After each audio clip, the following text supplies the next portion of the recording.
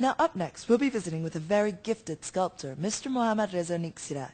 Now Mr. Niksirat's sculptures have their own distinct expressions. He weaves traditional Iranian music alongside each exquisite miniature work. Mr. Niksirat's works are in both traditional and modern styles, as he currently is also completing a large 3.4-meter sculpture of Maulana that's going to be unveiled at his next gallery show. Up next, though, we'll be getting a sneak peek of this truly unique sculptor and much, much more as our own Salman Kujuri visits the very talented Mr. Niksirat.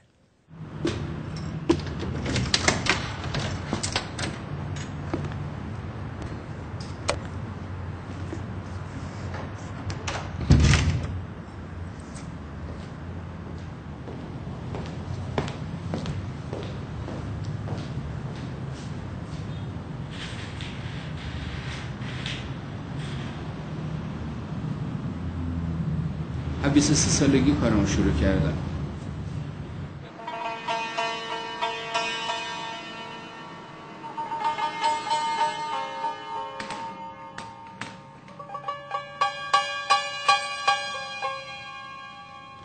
مجسمه سازی رو از این بابت میشناختم که شکار لحظه است.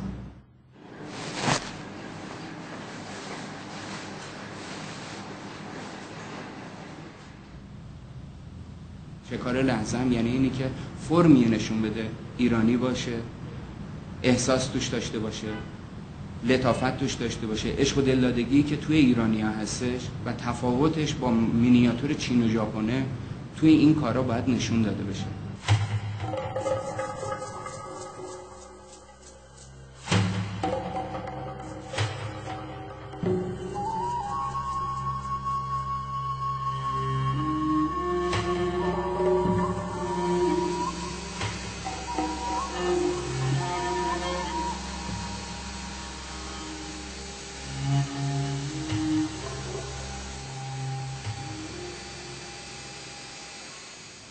مینیاتور چرخشایی داره که توی اون چرخشا هنر و دیرینه ما رو خوب نشون میده. مینیاتور از این بابته که فضای سورئال داره، یعنی فضای ماورایی و برای نشون دادن بهشت باید از مینیاتور استفاده کرد.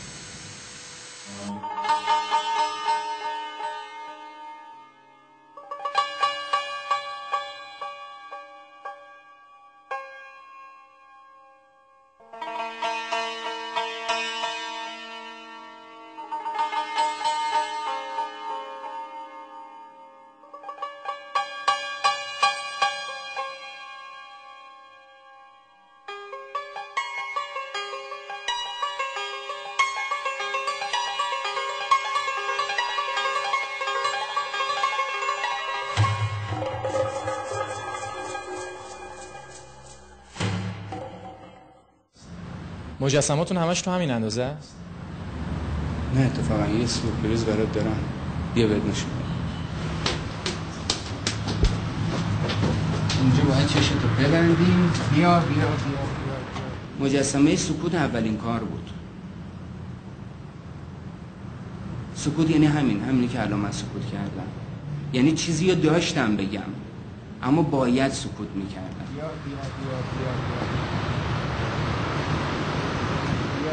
مجسمه سکوت میگه در آن هنگام که کلام خدا بر دل اسطوره سکوت جاری شد، 3/4 سکوت موجود در کائنات از آن اینه، تو خرقشه. چشمش نادیده ها رو میبینه، گوشش نادیده ها رو میشنوه، لبش ناگفته ها رو میگه. وقتی که به سکوت میشینه، کل این مجسمه یه حزن و اندوهی داره. به حزن بشینه.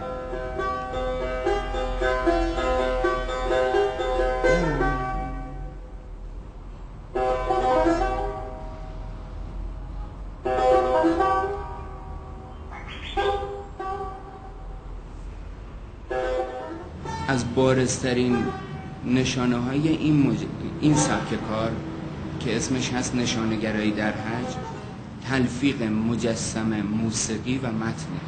بشین تا ببینید، بشین. مجسمه 3 متر و 40 حضرت مولانا، اولین مجسمه مینیاتور مرد پارسی.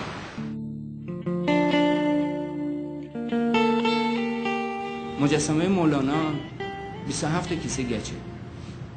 این 27 کیسه گچو اگر شما لحاظ قیمتی بخوای بگیری چی نیستش، اما وقتی اینا فرم پیدا میکنه، زبان پیدا میکنه، رمز درونش میاد، یک چیزی رو برای افراد خاص داره، میخواد صحبتی رو با اونا مستقیم بکنه. عجایب هفتگانه 5 تاش مجسمه توش حرف اولو میزنه و 3 تاش فقط مجسمه است.